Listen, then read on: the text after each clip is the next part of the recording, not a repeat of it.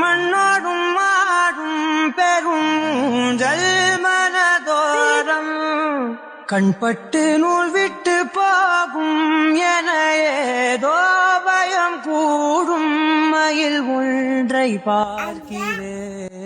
மழையாகி ஆடினேன் இந்த உற்சாகம் போதும் சாக தோன்றும் இதே வினாடி கண்ணான கண்ணே என் மீது சாயவா